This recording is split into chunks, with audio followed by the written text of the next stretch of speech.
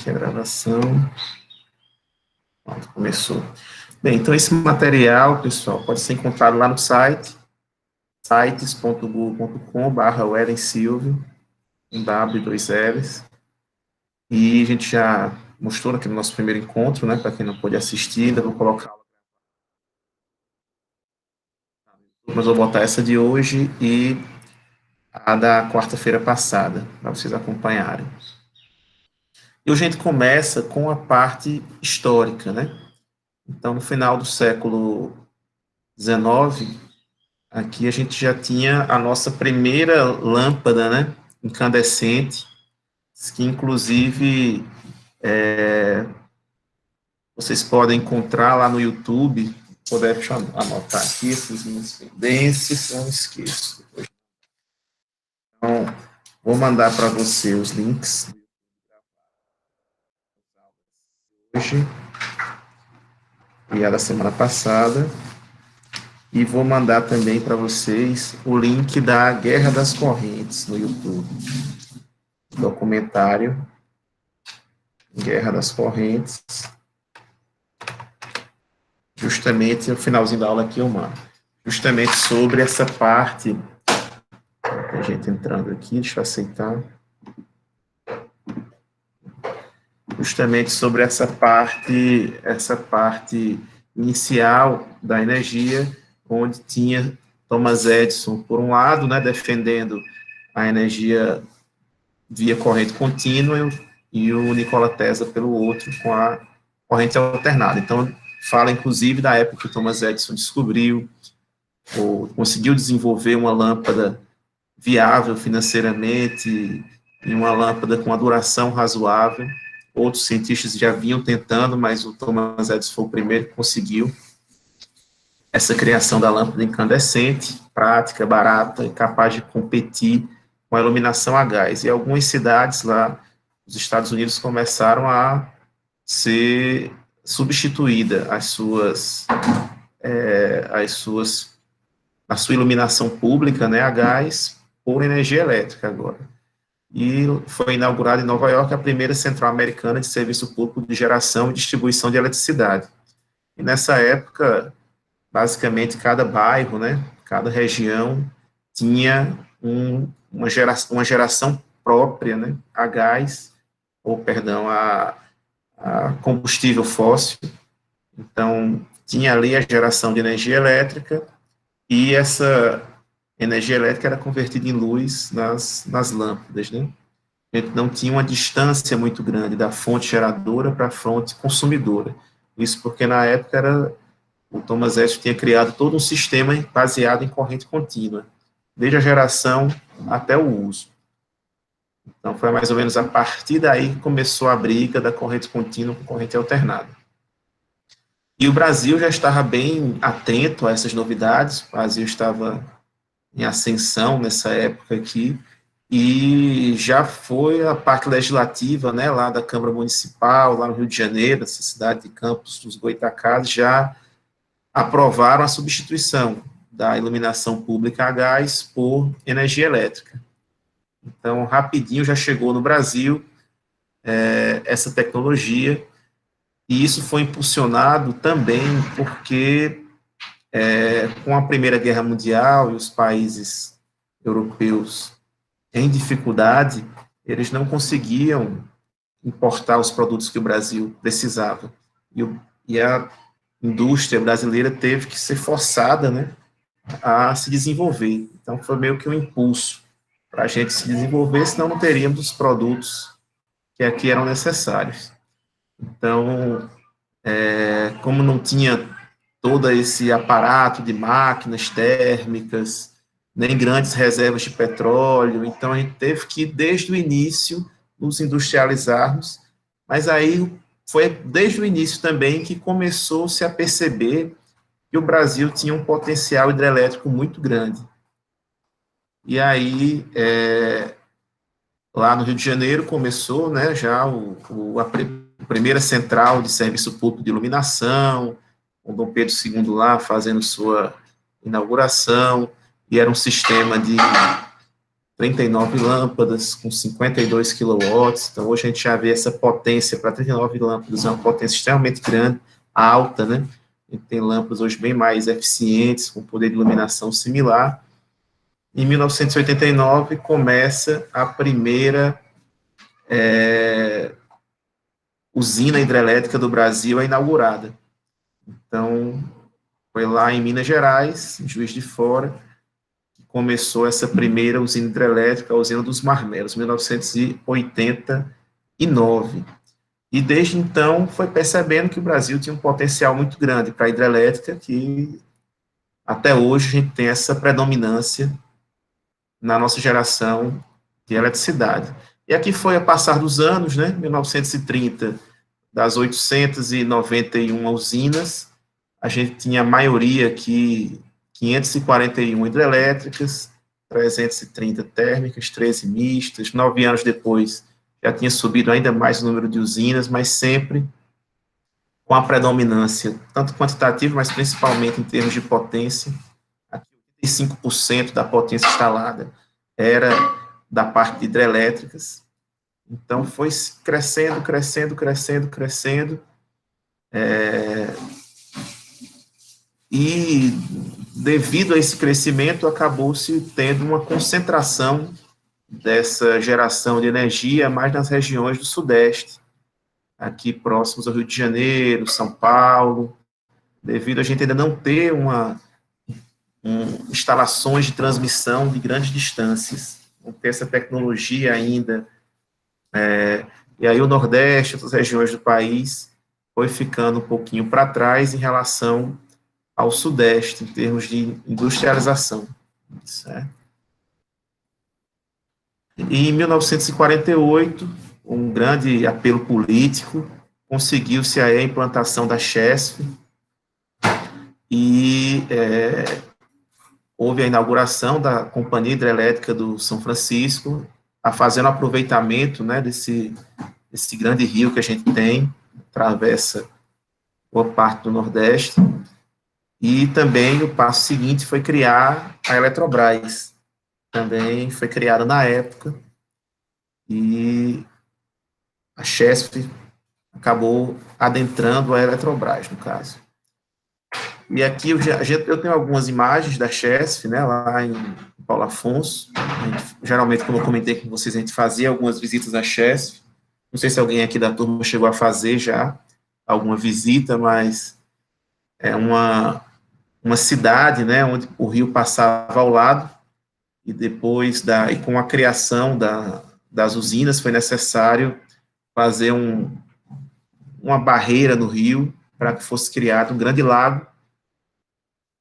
E aí a cidade ficou basicamente, a principal parte da cidade, né, ficou uma ilha, virou uma ilha artificial. Então a gente consegue, a cidade é toda, para chegar e entrar na parte central da cidade, você passa por um conjunto de pontes, né. Então, na hora da visita, eles sempre gostam de mostrar várias imagens, fotos, as dificuldades que a engenharia da época teve. Tiveram que vir engenheiros de outros países para tentar ajudar a fazer a execução, tiveram grandes dificuldades, porque a vazão do rio era muito alta, enfim, até que conseguiram fazer essa curva no rio, né, e criar esse grande lago. Até olhando, dá até para ver aqui no Google Mapas aqui, ó, vou mostrar para vocês.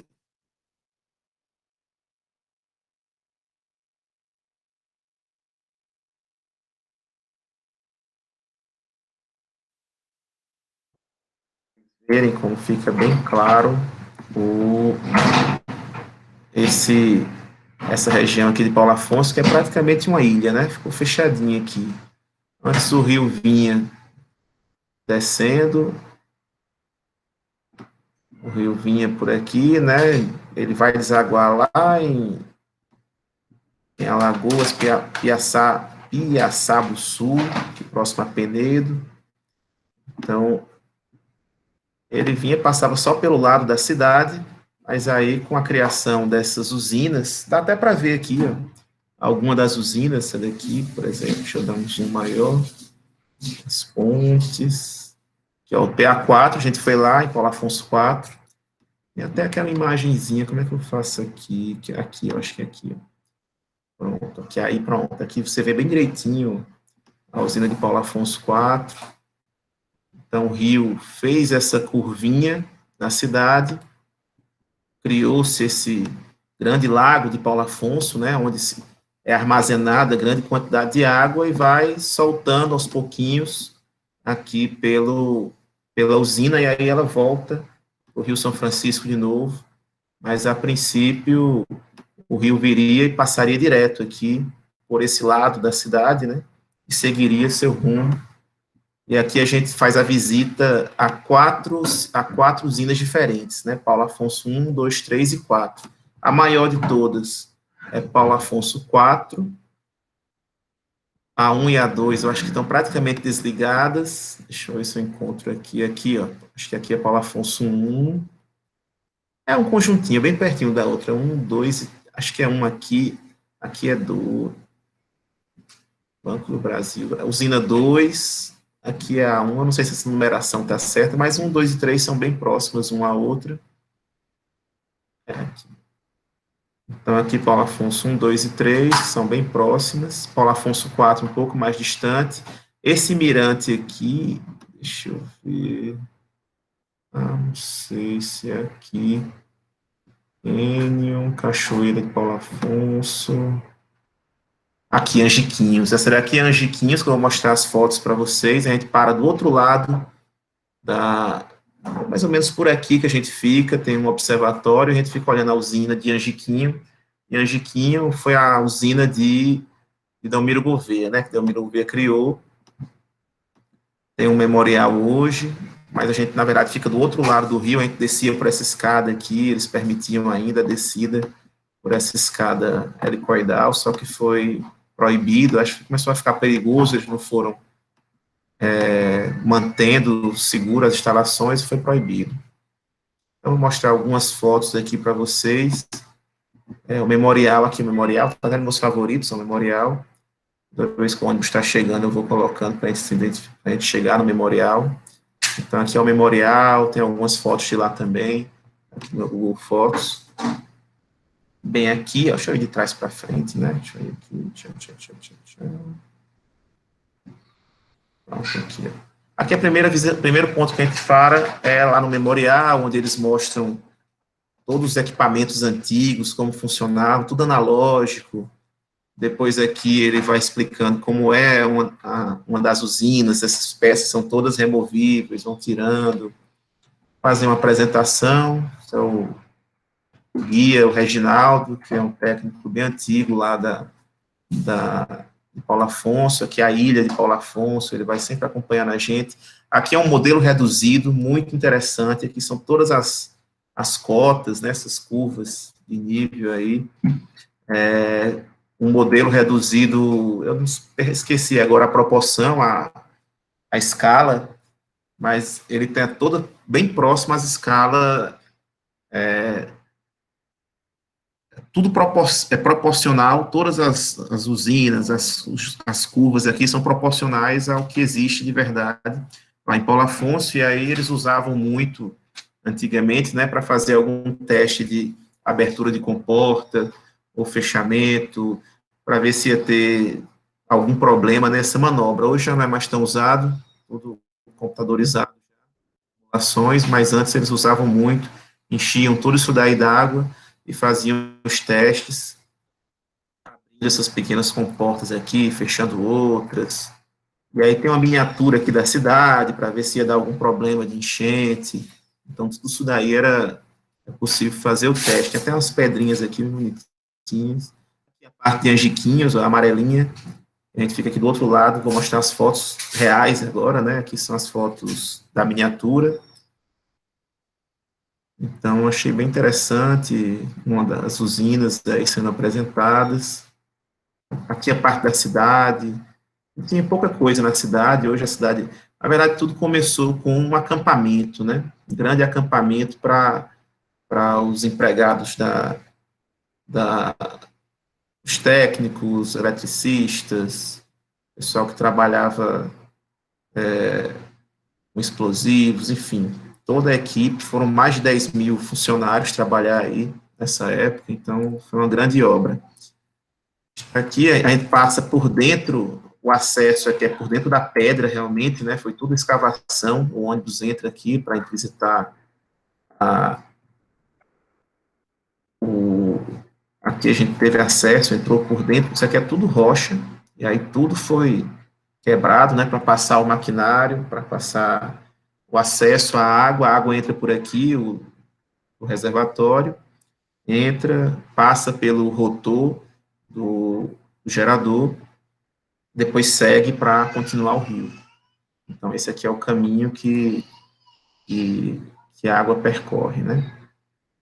Aqui os mapas de risco, eu gostei também, por isso que fiz essa imagem, riscos de ruído, eletricidade, queda, riscos físicos, entre outros, em algumas das regiões. Aqui é até meio ruim a foto, né, essa aqui ficou um pouquinho melhor, uma máquina, um motor alemão, de 400 megawatts de potência.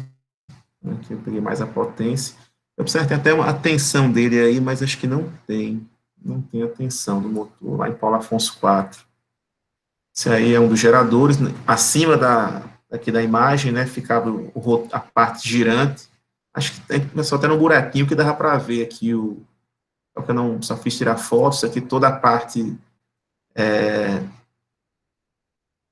de, de lubrificação, né, extremamente importante. Pronto, aqui é a parte girante, a parte onde do rotor do gerador, efetivamente, em movimento. Aqui a gente já está em cima desse gerador, na parte superior, a água está passando por baixo, girando por baixo, aí esse rotor. Então, aqui são os equipamentos de medição, entre outros. Linha de 1980, lá de Paulo Afonso IV. Aqui já é uma visita externa, né? A gente já está vendo aqui o vertedouro, que eles chamam, né? Para retirar um pouquinho da água do fundo do reservatório, evitar acúmulo ali de árvores, de galhos, de animais mortos, eles abrem aqui para limpar o fundo do reservatório. Então, aí tem várias fotos da parte externa da usina, aí a continuidade do rio. Esse aqui é onde o pessoal, um dos diretores-chefes, né, ficava, subia aqui, tem um elevadorzinho, e aqui era o escritório dele, acompanhava toda a obra, daqui de cima, e depois a operação da usina.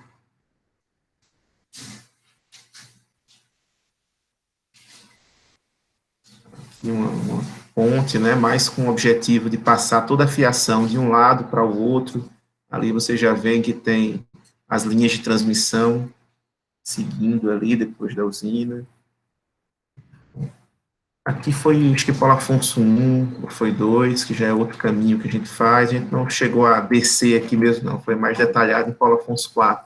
Os transformadores na saída, né, levando as tensões, depois geradas na faixa dos 13 mil volts. Aqui elas são elevadas para 230 mil volts ou 500 mil volts, dependendo da saída do gerador. Então, aí, mais um.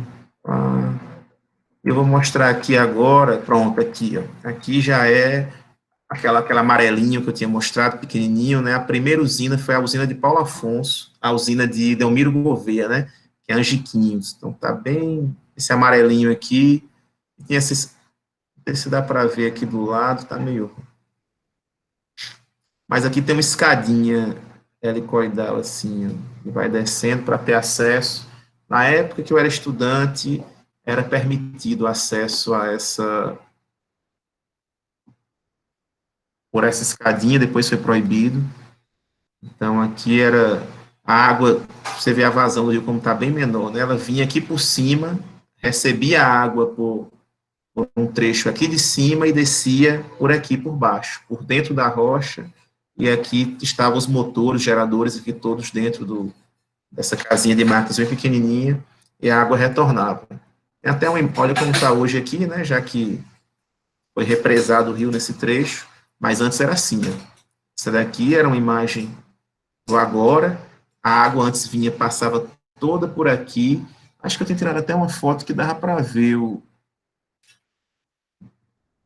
a tubulação que recebia a água, mas agora acho que não dá para ver essa daqui, não. Era por aqui, mais ou menos, enfim.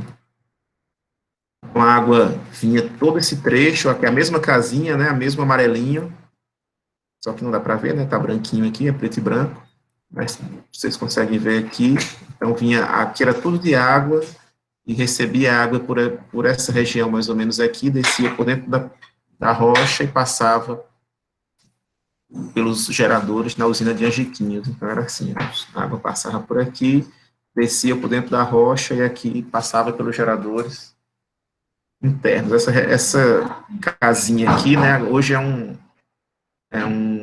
vende alguns artigos históricos, é uma coisa nesse sentido. Então, está aqui a Cachoeira de Paulo Afonso, seu nome deve ser Paulo Afonso, Paulo Vieiros Afonso, em português, que recebe uma faixa de terra, em 1725, dentro do qual estavam essas grandes quedas d'água. O pioneiro na exploração da cachoeira foi Delmiro Gouveia, com a construção da usina de Angiquinho, em 1913.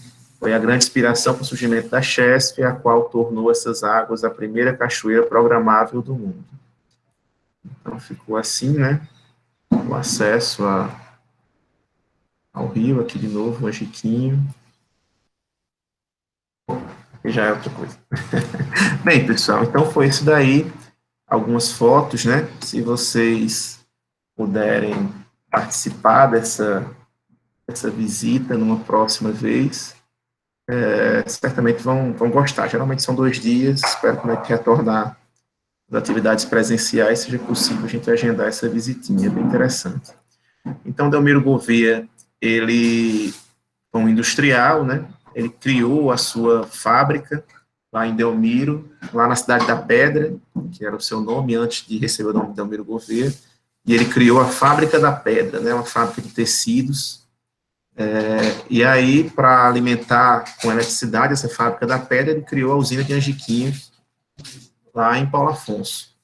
Então, fez toda a infraestrutura, o maquinário inglês, e levou lá para Paulo Afonso para alimentar sua fábrica de tecidos, a Fábrica da Pedra. Ele nasceu no Ceará em 1863, 25 anos apenas após o final da escravidão aqui no Brasil. Seu primeiro emprego foi lá em Pernambuco, próximo, na usina férrea, né, de Pernambuco, tratando com estrangeiros, principalmente ingleses, e aí ele começou a se interessar e começou a fazer, vendo esse vai e vem das riquezas, né, começou a exportar alguns produtos do Brasil para a Europa e para os Estados Unidos, como pele de animais, couro de bode, de carneiro, entre outros produtos, e foi criando a sua riqueza, certo? A partir do comércio. E aí, em 1910, mais ou menos, ele decidiu vir para Delmiro Gouveia, né, a cidade da Pedra. 3 anos depois, em 1913, criou a sua usina de Angiquinhos, primeira a fazer o aproveitamento hidrelétrico do Rio São Francisco. Então, ele fundou a Fábrica da Pedra, em 1914. 2014 foi o centenário da Fábrica da Pedra, ela ainda existia. Nesse ano, eu estava trabalhando eu não era professor ainda daqui, de Maceió, era lá de Delmiro Gouveia, entrei em 2013 na UFAL, fiquei em 2014, só em 2015 que eu vim para Maceió. Então, a gente estava lá, foi uma grande festa lá, do centenário da Fábrica da Pedra. Só que depois, acho que uns 3 anos depois, 2017, 2016, uma coisa assim, acabou fechando definitivamente a Fábrica da Pedra, estava muito uns problemas financeiros já há um tempo, e acabou fechando. E aí ela chegou a empregar mais de 1.700 pessoas, com a marca Estrela, né, na época. Então, acabou sendo ajudada, né, como eu já tinha comentado, pela Primeira Guerra Mundial, que impedia os produtos estrangeiros, né, os produtos importados virem para a região. A gente teve que se desenvolver aqui a nossa indústria. Então, essa daqui foi mais ou menos a história lá de Angiquinho, Delmiro Gouveia, a importância dele para a região, que as primeiras estradas vieram devido a esse empreendedorismo que ele teve na época.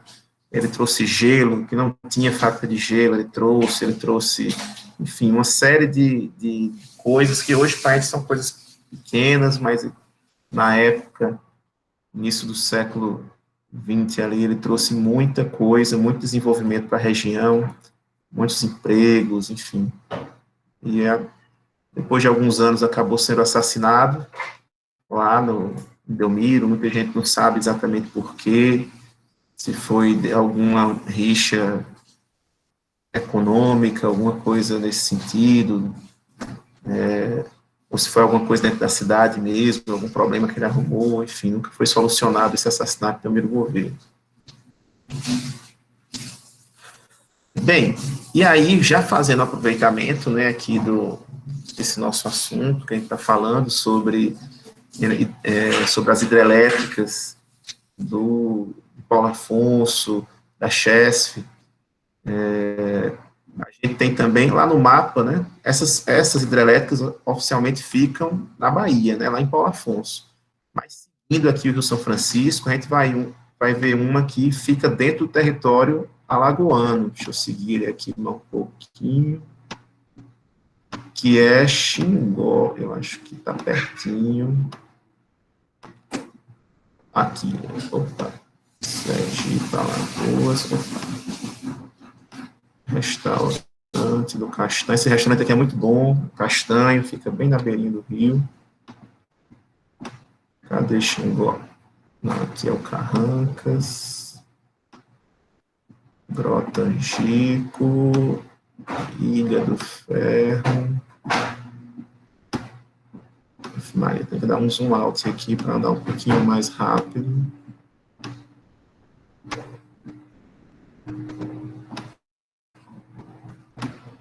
Xingó.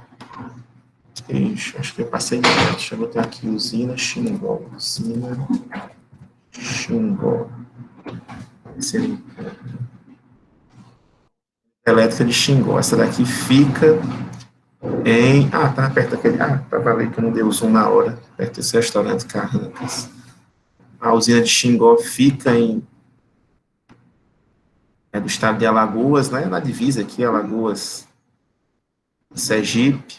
Mas a gente ainda fica aqui próximo ao nosso estado, né? É uma das mais recentes, a usina de Xingó, fica, no caso, a jusante, né, de Paulo Afonso. Então, no caso, Paulo Afonso está a montante da usina de Xingó, certo? Fica alguns quilômetros aqui.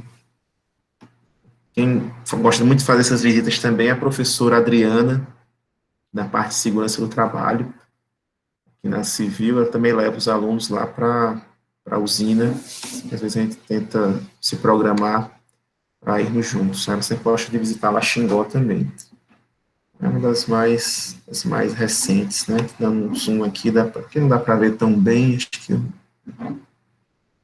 é um pouco, a imagem é um pouco distorcida. Mas essa é a usina de Xingó. Bem, e aí, pessoal, como é que a gente tem uma noção de quanto cada estado ou cada região do país gera de energia e quanto consome? Anualmente isso varia, um ano que tem mais seca, um ano que tem mais chuva. Como é que a gente tem esses dados? E esses dados a gente vai conseguir baixar a partir do balanço energético nacional, esse bem aqui.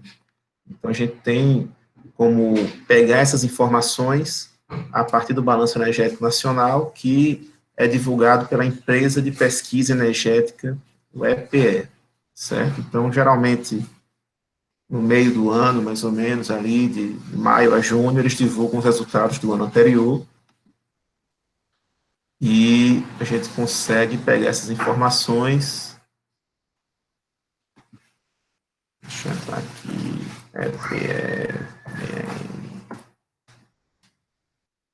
talvez eles tenham mudado o link, vou até atualizar.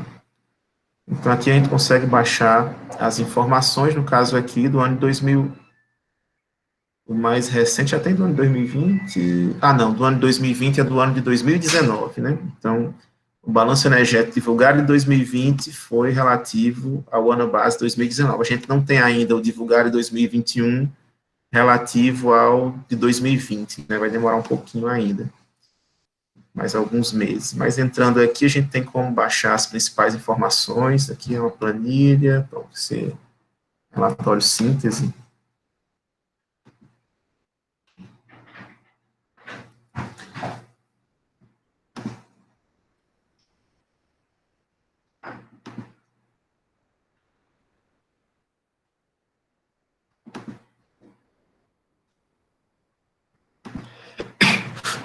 Então, abrindo aqui, aqui a gente tem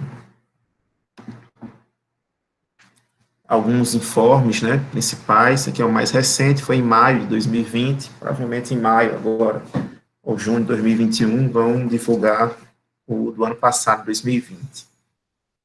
Então, aqui a gente tem alguns informes, ele sempre coloca quanto se usa de energia no Brasil, qual energia se usa no Brasil, quem usa, e aqui energia em geral. Aí depois ele vem para a matriz elétrica, né, especificamente, depois fala de emissões, poluição, entre outros tópicos. Aqui os principais pontos, né, vamos lá.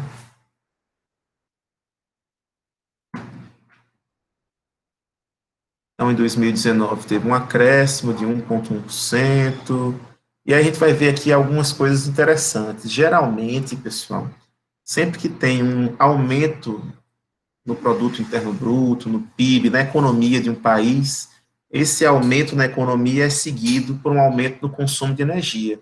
As indústrias vão consumir mais, o comércio vai consumir mais, a população vai ter acesso a outros meios para de, de, de, de conforto, né? Quem não podia vai comprar um ar-condicionado, vai comprar uma TV a mais, vai comprar um chuveiro, enfim. E aí o consumo energético acaba, vai comprar um carro, vai usar combustível, enfim. O consumo energético acaba subindo com o crescimento da economia. E o contrário também, né? Dá uma afundada na economia, a indústria vai gerar menos, vai precisar gerar menos, o comércio e as pessoas também vão tender a dar uma economizada. Então, essa relação com o PIB é sempre mostrada aqui. Aqui, em relação a fontes energéticas, né, a gente vê que o país tem aí, pelo menos em 2019, tinha 46,1% de fontes renováveis, e o restante de não renováveis, né? Até um pequeno aumento aí de 0,6% de 2018 para 2019. Aqui a gente tem a variação de 2010, onde a gente passou aqueles problemas sérios de água, né, de chuvas, e depois que foi dando uma normalizada, veio subindo de novo esse percentual da parte de uso de energias renováveis. Só que no mundo aqui, os dados de 2017, a gente tinha 13%, 13,9% renováveis, e aqui da OCDE, né, que são países desenvolvidos, a gente tem aqui 10,8% apenas renovável. Então, a gente tem ainda, a gente comparado ao resto do mundo, é um país bem renovável ainda, pelo menos aí umas 4 vezes, aproximadamente, mais renovável do que outros países desenvolvidos.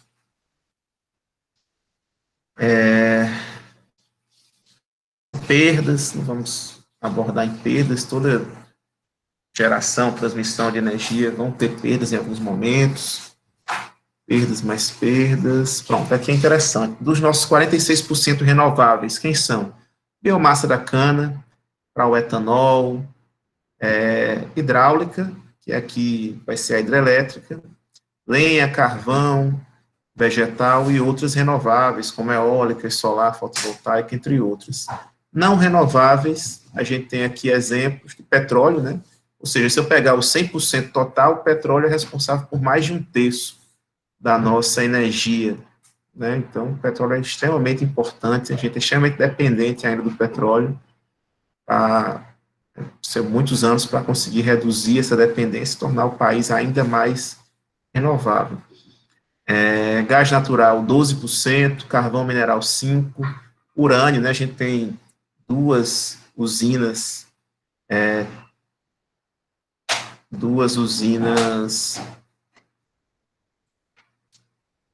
a urânio, né, térmicas,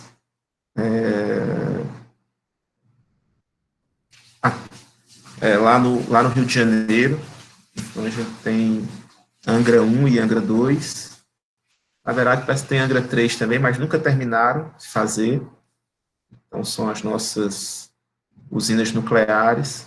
Chegou-se até a pensar em fazer uma usina nuclear aqui no Nordeste, e uma das regiões possíveis seria em Alagoas, uma usina nuclear, mas acabou que depois, essa questão política de 2018, principalmente depois dessa pandemia, ninguém mais falou sobre esse assunto. Mas ainda está na pauta mais uma usina nuclear aqui no país.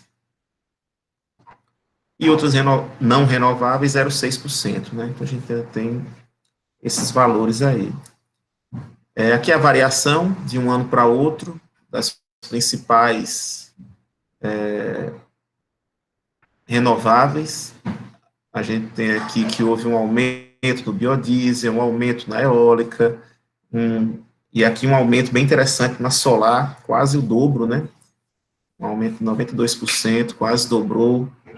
É a mais recente inserção no mercado e está crescendo consideravelmente. Aqui tem mais o que? Pronto. Aqui são as principais.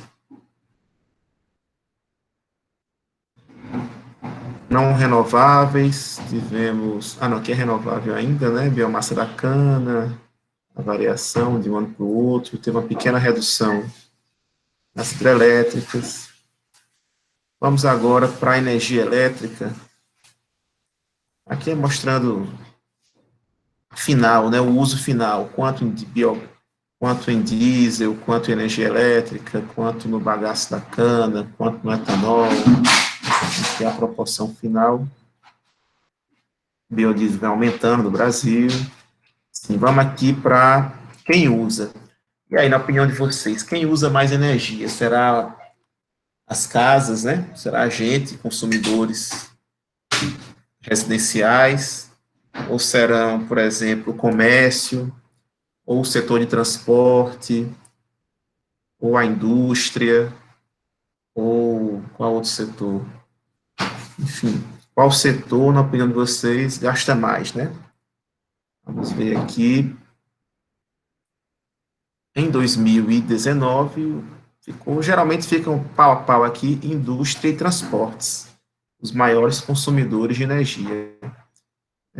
O transporte foi 32% e indústria 30% do consumo energético total do país, né?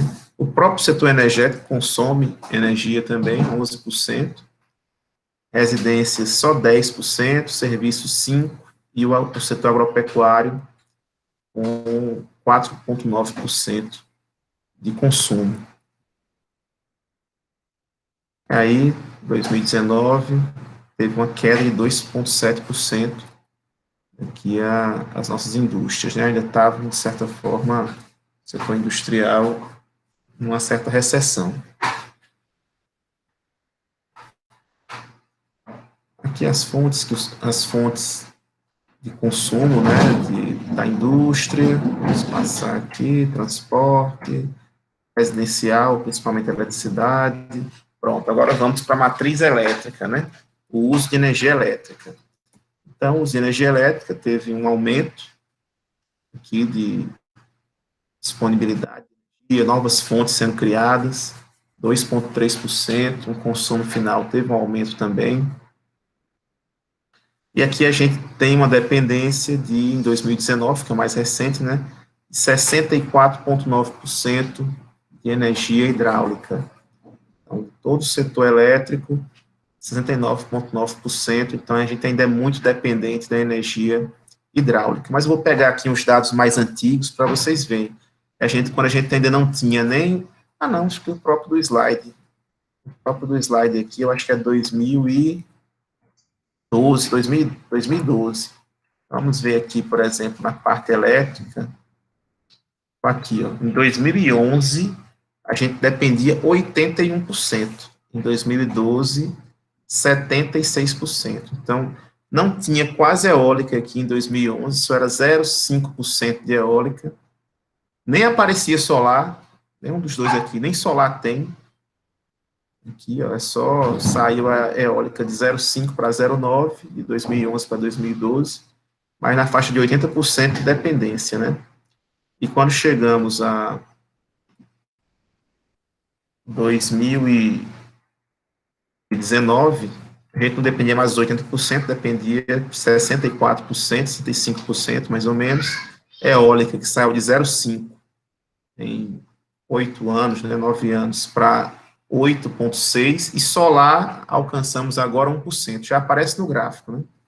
Já é alguma coisa aqui no gráfico, já aparece nesse gráficozinho de pizza, que nem antes aparecia, mas a solar em 2019 já é 1%, e nessa atualização agora, certamente, houve um salto aí na solar, mas ainda tem um longo caminho a ser percorrido até criar uma fatia maior aí nessa pizza de energias, né? Então, a gente tem ainda um bom caminho a percorrer.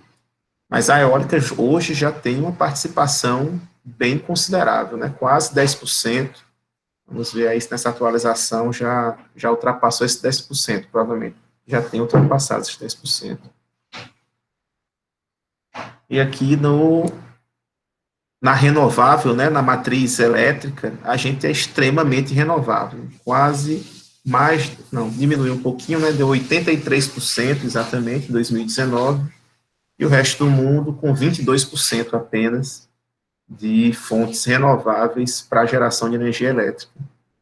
Então, para a energia que juntou-se, né, 64% da hidráulica, com a biomassa, com a eólica, com a solar, e pronto.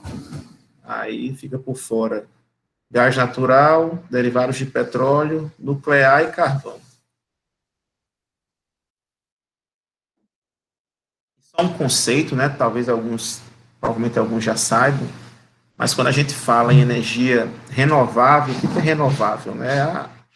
É a matéria-prima daquela energia que é renovável. Então, quando a gente fala em água, a água, mesmo que eu passe por um período de seca ali de alguns anos, mas quando chover de novo, a água ela vai retornar dentro do ciclo de vida humano, né? O petróleo, não, você pode dizer, não, mas o petróleo vai ser matéria orgânica, vai se decompor, vai se transformar em petróleo de novo, mas são milhões de anos para isso acontecer, né? Não está no nosso ciclo de vida mais. Então, o petróleo é não renovável, gás natural não renovável, nuclear, urânio não renovável, carvão, mineral não renovável, e todos os outros aqui, ó, o sol, ventos, biomassa, que pode ser o bagaço da cana, e aqui hidráulica, todas são renováveis, né? A sua matéria-prima ali é toda renovável, ela consegue se restabelecer em alguns anos, dentro do ciclo de vida humano. Então, aí outra coisa, né?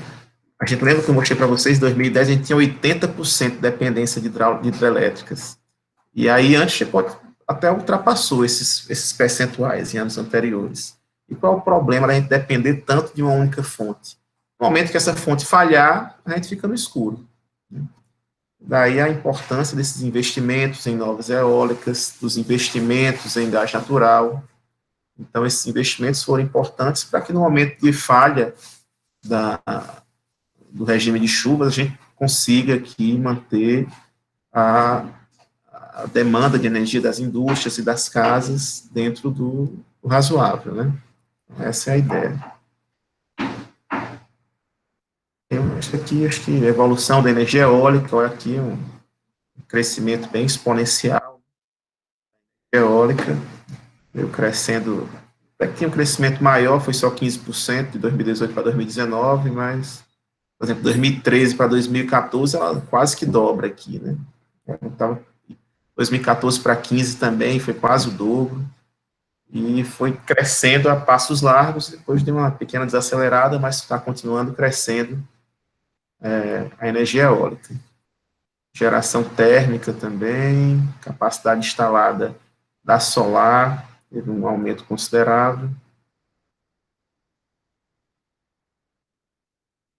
Biogás, micro e mini geração, aqui sim, essa daqui, pessoal, diferentemente do que a gente está acostumado com geração, transmissão e distribuição, que é o caminho natural, né? Quando eu tenho uma fonte distante da região de consumo, é uma fonte lá em Paulo Afonso, e vou consumir lá em Maceió. Então, são quilômetros de distância, aí, mais de 300 quilômetros de distância. Então, eu vou gerar, vou transmitir e vou consumir tudo em locais distintos. Com a geração micro, com a geração distribuída, eu já estou misturando ali a geração com a distribuição, fica tudo pertinho. Ou seja, onde eu vou usar, eu estou gerando energia. Então, essa é uma geração bem mais eficiente, porque eu vou ter perdas menores, eu não vou ter todas essas perdas desse caminho sendo percorrido, lá de Paulo Afonso até Maceió. Eu já vou estar gerando em Maceió mesmo, e usando por ali, né? Então, essa é a micro e mini geração distribuída, que permite essa geração por fontes renováveis, né? Então, pode ser aí, principalmente a solar fotovoltaica, mas pode ser eólica, hidráulica, outras renováveis ou alguns de gás natural ainda, dependendo de algumas características aí do gerador, pode ser de gás natural também. Mas aí a solar é aquela que mais a população se interessa, né? Devido os seus baixos custos com manutenção, sua facilidade de instalação. Eólica, você tem que ter um local que tenha ventos, né? Constantes. No momento que parar, ou se eu estiver no meio de dois prédios grandes, não vou conseguir gerar energia eólica. Hidráulica, eu tenho que ter um curso d'água próximo. Então, na cidade, você não vai encontrar ali, se tiver uma fazenda, uma região maior. E solar, todo lugar que você tiver, urbano, rural, qualquer que seja, vai ter aqui uma boa insolação durante o dia, né? Principalmente no Nordeste brasileiro. Então, essa é a geração distribuída que vem crescendo, vem crescendo a passos bem largos, certamente agora em 2020, 2021, o crescimento foi maior ainda. Enfim, tem outras informações aqui, que emissões de poluentes, teve uma variação e tal, mas as principais informações que eu queria mostrar para vocês eram essas. Aqui a gente vê alguns dados lá de 2012, variação, como era, que a indústria estava gerando mais, é sempre indústria e transporte, fica indústria e transporte brigando, um ano uma ganha, outro ano, mas ficam bem próximas aí, com um terço mais ou menos cada uma. Aqui para você ver esse impacto, né, a hidráulica, esse volume enorme, aqui o crescimento da eólica, e aqui o sistema elétrico de potência, onde a gente tem uma fonte geradora, e aí eu tenho uma fonte geradora, na maioria das vezes, bem distante da fonte consumidora, das indústrias, como ou do comércio e das residências. Então, para transportar essa grande quantidade de energia de um ponto para outro, eu tenho que transportar com uma corrente relativamente baixa. Senão, se eu tiver uma corrente muito elevada para ser transportada, esse bloco de energia, eu vou precisar de fios muito grossos. E aí, com fios muito grossos, muitas vezes eu não vou ter uma viabilidade técnica para ter um fio ali de 50 centímetros de diâmetro, 1 metro de diâmetro, para colocar esse fio em cima de um poste, de uma torre dessa, fica inviável. Então, o que se faz? Na saída, como eu mostrei naquelas fotos para vocês, né, na saída aqui pode ser uma nuclear, pode ser uma térmica, uma hidrelétrica, ou qualquer outra fonte, uma eólica, mas sempre na saída dessas usinas você vai ter uma subestação elevadora de tensão. Então, eu vou ter um conjunto de transformadores que vão elevar essas tensões de 13 mil volts, 10 mil volts nessa classe, e vão elevar para 230 mil, 500 mil volts. E aí, com a tensão bem mais alta, quanto o transformador, quanto mais ele consegue elevar a tensão, se ele elevou 50 vezes a tensão, ele vai reduzir 50 vezes a corrente, de forma que o produto, tensão corrente, continue praticamente o mesmo na entrada e na saída do transformador. E aqui eu vou ter, no outro lado dele, tensões bem elevadas, por isso que os fios têm que ficar um distante do outro. Se você deixar bem pertinho um fio do outro, vai acabar causando um arco elétrico ali, já que esse espaço de ar não foi suficiente para causar esse isolamento elétrico entre esses dois fios, com uma diferença de potencial tão grande. Então, eles ficam afastados um do outro, aí metros e metros de distância, nessas torres de altura, que essas torres passam dos 30 metros, muitas vezes. Então, eles ficam a uns 10 metros de distância, um fio do outro aqui, para garantir esse isolamento, já que eu tenho tensões tão elevadas, né? E aí eu vou chegando, quando eu chego ali em Messias, na entrada de Maceió, ali a gente tem uma grande subestação, lá em Messias. E a subestação da Chess, que vai começar a fazer o contrário agora. Eu tenho um transformador parecido com esse, só que é o contrário. Ele vai agora reduzir as tensões e, consequentemente, aumentar as correntes. E agora eu chego aqui já na cidade, eu vou fazer várias ramificações. Vou ter, basicamente, quando eu chego na cidade, né, cada bairro, mais ou menos, ou cada conjuntinho de 2, 3 bairros, eu tenho uma subestação da distribuidora local, que agora é Equatorial. Então, você vai ter uma subestação da Equatorial lá próxima a Jatiuca, outro mais na parte alta aqui da cidade, próximo ao FAO, outra próxima, enfim, cada região, a Equatorial vai ter aí, acho que ela tem em torno de 10 a 15, acho que de 15 a 20, em torno de umas 15 subestações, deve ter na cidade de Maceió, depois eu posso até me atualizar para ver quantas subestações tem a Equatorial atualmente em Maceió, mas eu acredito que seja em torno de umas 15 subestações, de 10 a 15 subestações, que são conjuntos de transformadores que vão receber agora essas tensões, esses fios lá da Chesf, já da subestação de Messias, e vão reduzir gradativamente até que eu chego aqui no poste lá da sua rua, né, da sua esquina lá, da sua casa, que está em 13.000, que está recebendo uma tensão em 13.800 volts e vai reduzir finalmente para os 220 volts, e aí o eletricista vai lá, liga lá no seu prédio, na sua casa, e vai distribuir para as tomadas e para a iluminação da sua residência.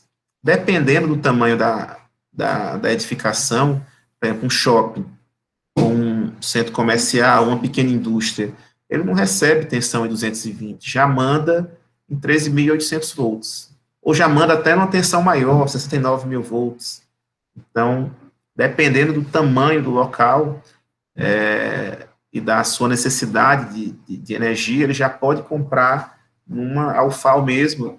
Se vocês andarem dentro da Alfal, olhando para os postes, né, vocês vão ver vários postes com transformadores. Aqueles transformadores pertencem ao Alfal. Então, a gente recebe a tensão em 13.800 volts, a gente paga uma tarifa menor do que quem pagaria um consumidor residencial, Mas, em contrapartida, temos que ter a manutenção dos transformadores, tem que ter um conjunto de eletricista lá para cuidar desses transformadores, porque caso algum der problema, a Equatorial não tem nenhuma responsabilidade sobre eles, certo? Então, e a gente já tem hoje não, né, já faz uns 4 anos que a gente tem uma subestação de 69 mil volts, ou seja, transformadores maiores ainda, e aí nossa conta de energia cairia mais ainda, só que a subestação nunca foi ligada. Na época, a Eletrobras não fez a ligação direta com esse nossa nova subestação e está parada até hoje. Então, a gente continua recebendo energia da distribuidora local, da Equatorial, pagando um pouco mais caro do que deveríamos efetivamente pagar, né? Eu ia falar outra coisa aqui, só que eu esqueci, daqui a pouco eu me lembro. Sim, lembrei. E em relação a isso daí, pessoal, parece eu fazer uma analogia aqui com o mercadinho da esquina da casa de vocês, né? Então, a energia elétrica ela é muito parecida com qualquer outro produto que você compra. Então, a gente, como cliente residencial, a gente recebe 220 volts, em baixa tensão. E aí eu pago pelo quilowatt-hora em torno de 70, 80 centavos, uns 80 centavos mais ou menos o quilowatt-hora em Maceió. E aí a UFAL já é uma estrutura maior, ou um pequeno centro comercial, uma pequena indústria, já se enquadra em outra categoria. Eles já não compram em baixa tensão, eles já compram uma tensão de média tensão, né, em 13.800 volts. Para comprar, aí meu quilowatt-hora já vai sair a 30 centavos. Eu já ganhei muito aí no quilowatt-hora, estou economizando uma boa parcela, mas em contrapartida você tem que investir na compra desses transformadores de distribuição. E aí, clientes de maior porte ainda vão economizar mais ainda, comprando, até chegar no ponto de comprar praticamente uma subestação igual a uma subestação como a Chesf, como a Chesf tem, como é o caso lá da Braskem. Então, a Braskem já é tão grande, o cliente tão grande, que eles já têm uma subestação de um porte similar ao que a Chesf tem. Então, eles já não compram mais energia da Equatorial, eles já podem comprar diretamente da Chesf, entendeu? Então, eles já tiram um atravessador do caminho deles. É como se eu fosse comprar um saquinho de biscoito, um pacotinho de biscoito lá no mercadinho aqui da esquina. A unidade de pacotinho de biscoito é R$ 1. Só que eu vou lá e compro só um, né, dois. A quantidade que eu compro é bem pequena por mês ali. Já o dono do mercadinho, ele não procura outro mercadinho para comprar. Ele vai comprar mais barato, né? Então ele já compra uma caixa, já vem ali com 20 biscoitos. Ele vai lá na caminhonete dele, lá no Atacadão, no Açaí, em alguma uma rede atacadista e compra uma caixinha completa. Ele já tem que vir com uma caminhonete para suportar aquilo ali, já tem que ter um estoque lá na empresa dele, lá no mercadinho dele. Mas aí a unidade sai por 60 centavos do biscoito, onde já ganha, tem essa vantagem, né? E já o dono do atacadão, ele não procura outra rede atacadista, ele compra diretamente do fabricante. Então, o atacadista ele já vai lá, ó, na fonte geradora, no fabricante. Então, ele já compra em grandes quantidades, já compra um caminhão de biscoito. Então, ele tem que ter já um caminhão, tem que ter uma infraestrutura de transportes, aí, eu pagar esse frete, enfim, já vai ter esse custo do caminhão que vai levar 200 caixas de biscoito, e aí ele já vai ter que ter dentro da sua rede, do seu estabelecimento, aquelas empilhadeiras, já vai ter que ter uma estrutura, profissionais que tratem com isso daí para ter o seu estoque ali na sua rede atacadista. Mas também, em contrapartida, a unidade sai a 20 centavos, entendeu? Então, é parecido no setor elétrico, quanto maior o cliente, menor o custo da energia, mas em contrapartida ele tem que ter uma infraestrutura para receber essa energia em maiores tensões, certo? Isso daí. Aqui, então, o nosso sistema elétrico de potência a gente divide em três, né? Geração, transmissão e distribuição. Isso daqui é a nossa divisão. A geração, como comentei, pode ser hidrelétrica, térmica, nuclear, eólica, solar. Tem alguns que estão surgindo, né? Aquela maré motriz, energia das marés. Cada vez tem uma forma diferente de geração, a tecnologia vem avançando e tem novas formas surgindo, só que as mais comuns ainda são essas daqui, agora com a solar também tomando um espaço já considerável. Transmissão, quando há necessidade de percorrer longas distâncias, a gente eleva a tensão para reduzir corrente e reduzir as perdas, né? A gente vai ver ao longo da disciplina que posso ter o melhor condutor do mundo, o metal condutor que menos cause dificuldades à passagem de corrente elétrica, mas sempre vai ter uma perda nesse fio. E essa perda é proporcional à quantidade de corrente que passa por ele, que vai causar o aquecimento desse fio. Então, quando você está lá, por exemplo, com o carregador do seu celular na tomada, ele está aquecendo, ele vai aquecer o seu carregador quando está na tomada. Você encosta nele ali, ele está mais quente. Serve para alguma coisa esse aquecimento? Não, não serve. Meu objetivo aqui é carregar o celular. Para que eu vou querer aquecer? Então, diferentemente de um chuveiro que está aquecendo e você quer aquele aquecimento, né? Ou de uma churrasqueira elétrica, aquilo é desejável, esse aquecimento. Agora, haver aquecimento em equipamentos eletrônicos, haver aquecimento em motores elétricos, isso tudo é perda, porque não é essa a finalidade desse dispositivo. Então, essas perdas ocorrem do ponto que você está gerando até o ponto que eu estou utilizando, certo? Então, quanto maior as correntes circulantes no sistema, maiores serão as perdas também. E, por fim, chega no sistema de distribuição, que é onde a gente vai utilizar, né? Então, muita gente pensa que quando chega a conta da Equatorial, em casa, aí diz, eu devia pagar só a energia mesmo aqui consumida. Não devia pagar pelos outros serviços, né? Mas a gente acaba pagando por todo esse caminho que a energia faz, desde que saiu de um determinado ponto de geração até chegar nas nossas casas, a gente acaba pagando para a distribuidora de energia. Então, ela repassa o dinheiro, uma proporção, para a transmissora, a responsável pela linha de transmissão, acaba pagando uma porcentagem também para a geradora, né? Então, ela só faz repassar esses valores aqui para cima e fica com o valor dela também. Então, é todo esse caminho que a energia tem que correr. Sim, aqui a gente tem, eu até tenho aqui um mais atualizado, mas aqui a gente tinha o nosso sistema interligado, né? O sistema de transmissão, ele é todo interligado. Deixa eu ver se ainda está aqui na minha área de trabalho, acho que eu já baixei aqui para...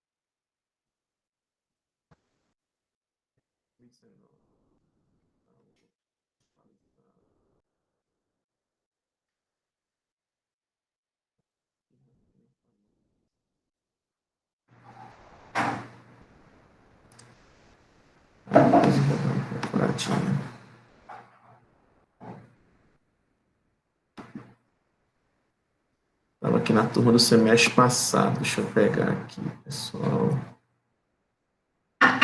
Vou mostrar, eu vou até colocar para vocês também, 2020 coloquei para eles aqui.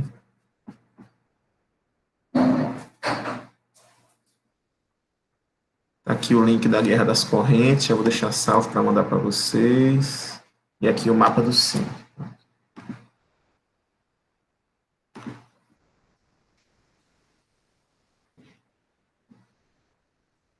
Esse aqui é o mapa do Sistema Interligado Nacional. Vou colocar, fazer o upload aí no AVO para vocês verem também. E aqui tem o mapa do Brasil. Vou carregar.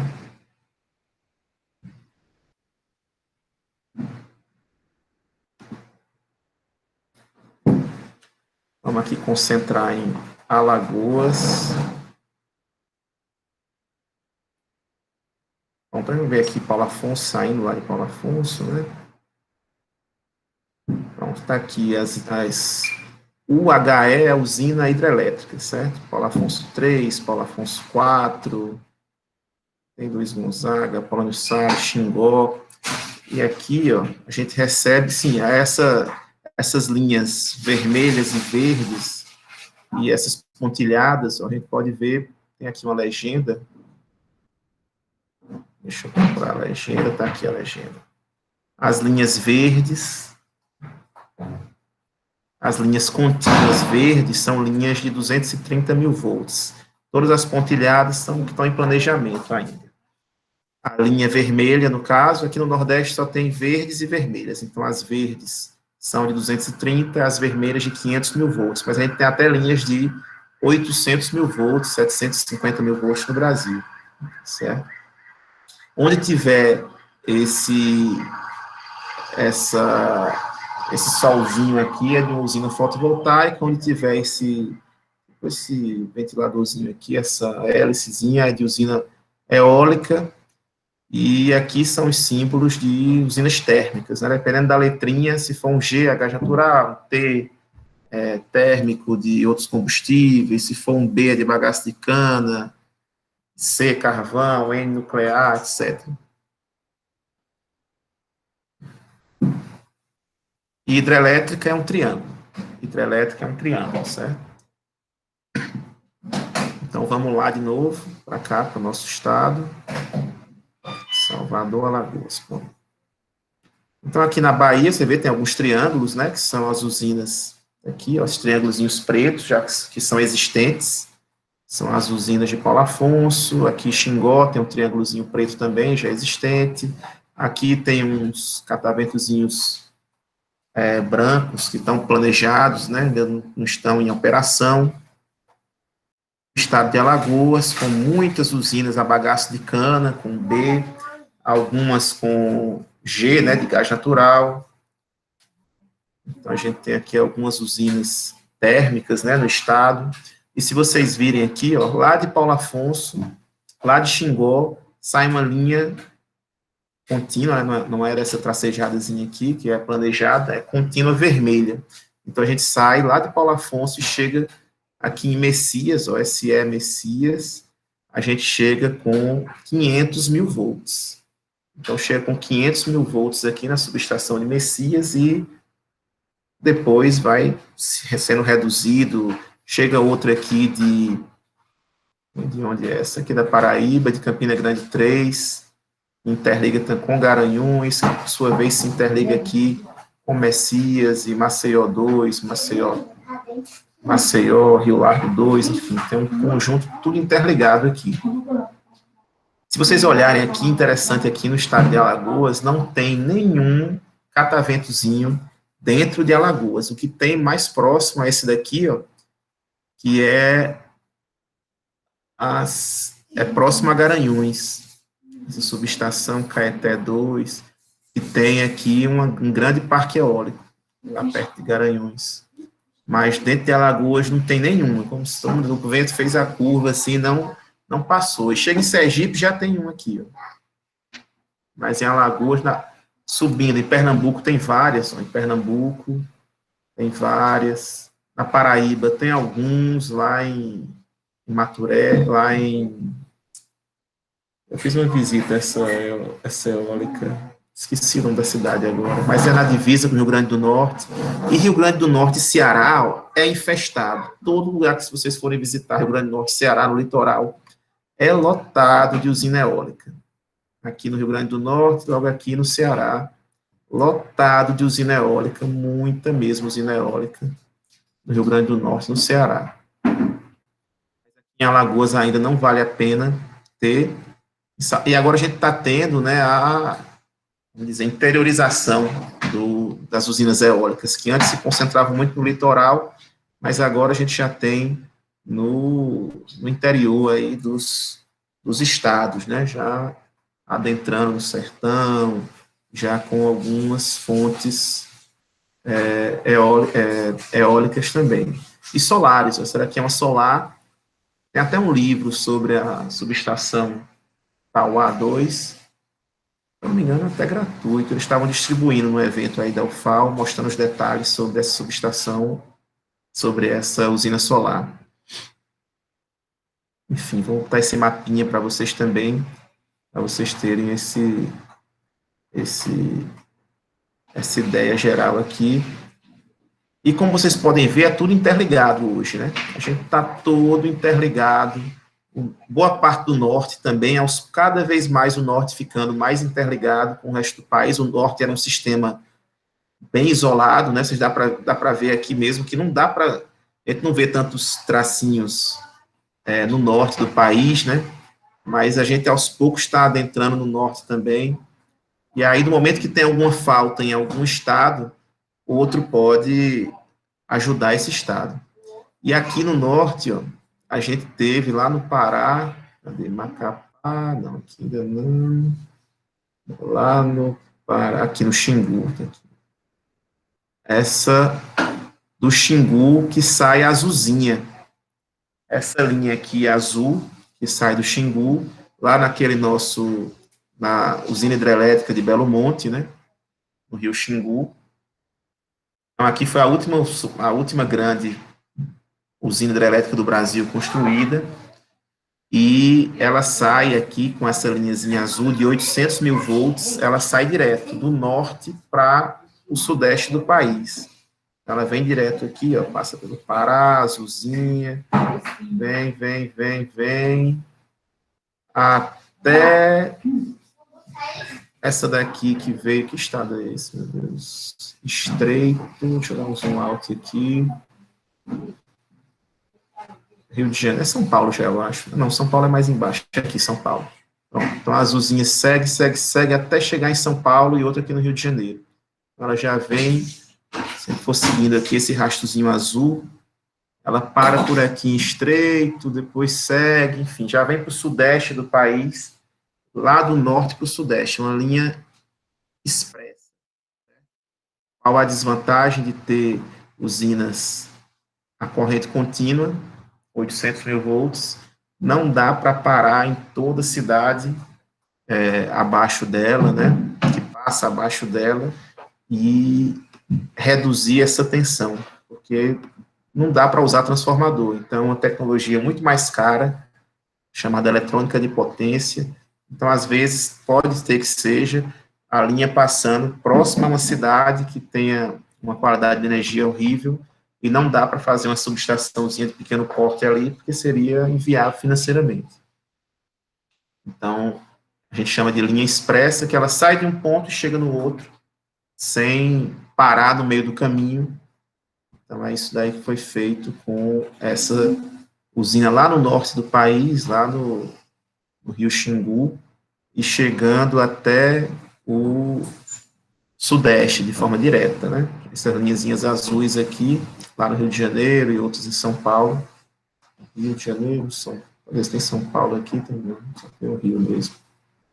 Já chega direto essa linhazinha azul nesses estados. Bem, eu vou colocar isso também para vocês acompanharem, pessoal, quem quiser ver com mais detalhe. Esse daqui é um dos mais recentes, já tem um planejamento aí de 2024, todos esses que estão previstos, né, estão dentro de um plano para que seja concluído até 2024. Então, está bem atualizado esse mapinha do Sistema Elétrico Nacional. Sistema Interligado Nacional. Era 2004, 2014 ainda, né? Estava um pouquinho, muitas dessas linhas já estão prontas hoje. Então, já avançou um bocado daqui. O Nordeste, com Paulo Afonso saindo várias linhas daqui, chegando a essas linhas de 500 e 230 em Maceió. Bem, pessoal, por hoje era isso. Eu queria apresentar para vocês, falar um pouco sobre essa parte histórica, sobre a matriz energética nacional, sobre o sistema elétrico de potência, o sistema interligado nacional, né, qual a grande vantagem? Você interliga as linhas de transmissão. Então, se eu interligo, de alguma forma, as linhas de transmissão, eu interligo a geração, a distribuição de qualquer parte do país. Então, a Chesf aqui está conectada, tem conexões, por exemplo, que se eu quiser alimentar São Paulo, mandar lá para São Paulo uma parte da geração aqui da Chesf, eu consigo mandar. Certo? Da mesma forma, se eu quiser receber uma parte dessa energia, tem um caminho aqui, ó, Nordeste, Sudeste, Sudeste e Nordeste, junto com o Centro-Oeste aqui. Então, a gente tem caminhos que permitem essa troca, né? Para quem tem um país muito grande, com diferenças ambientais, industriais consideráveis de uma região para outra, a gente consegue fazer esse intercâmbio quando há necessidade, de uma parte do país para outra. Então, temos essa vantagem quando a gente tem um sistema interligado. Qual a grande desvantagem do sistema interligado? A grande desvantagem é que, às vezes, tem um problema em alguma região do país e acaba-se que desliga-se outras regiões que não tem nada a ver. Então, como está tudo interligado, se tem algum problema no Sudeste aqui e parte da geração lá de Itaipu é perdida, por exemplo, que viria aqui para São Paulo, perdi essa parte da geração. O que vai acontecer? Eu vou ter as cargas todas ligadas a 100% e a minha geração está a 80% só. Não vai dar certo, porque se eu tenho 100% de carga aqui e 80% só de geração, esses 20% vão ficar com quem? E aí, se eu permanecer com tudo ligado, 100%, vai ocorrer uma sobrecarga das minhas fontes geradoras.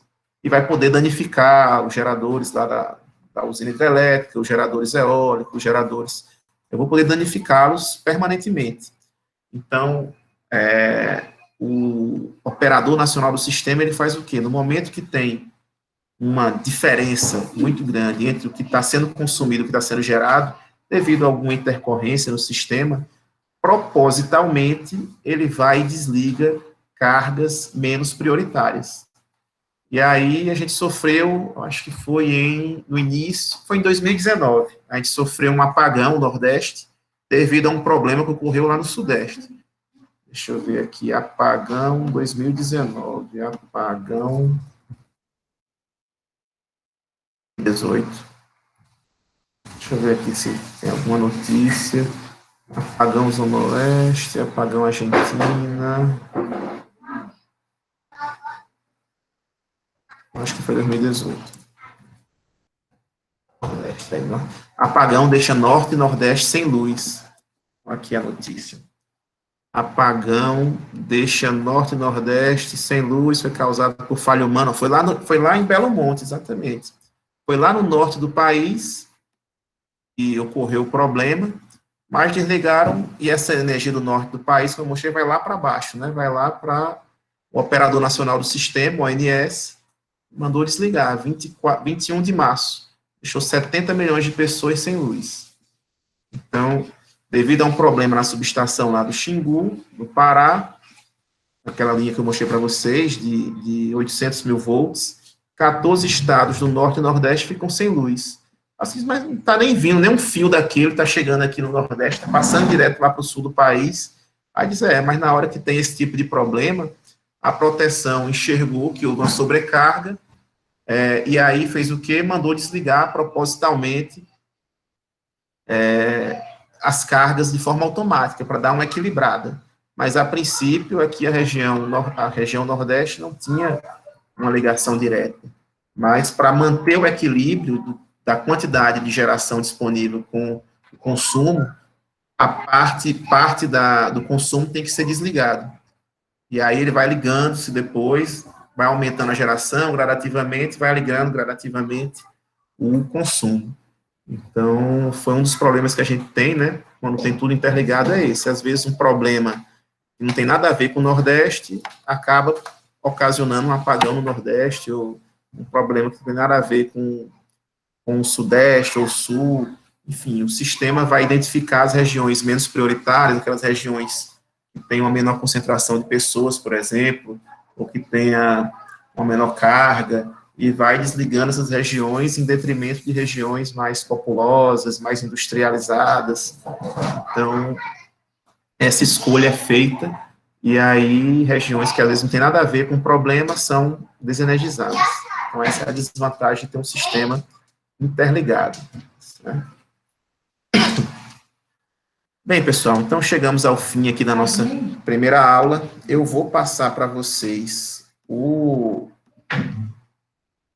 link desse... Vou passar para... Cadê a aula aqui? Vou passar para vocês o link desses primeiros dos documentos que eu apresentei aqui, e da o link também lá do YouTube, né, do documentário da Guerra das Correntes, eu quero que vocês assistam, certo? E deixa eu ver se ainda está no mesmo link válido, está ainda, tá aqui. Pronto, ó, vou até mostrar aqui uma primeira imagem para vocês, da Guerra das Correntes. Tem até uma... Vou compartilhar aqui. Aqui, ó. Pronto, esse é o link que eu vou mandar para vocês. Lá da Guerra das Correntes. A eletricidade. Ó, como eu disse, né? Das primeiras coisas... Deixa eu baixar aqui um pouquinho. As primeiras coisas que o Thomas Edison fez foi incentivar o uso para matar ali, para uma cadeira elétrica, né, da corrente alternada, que ele não queria.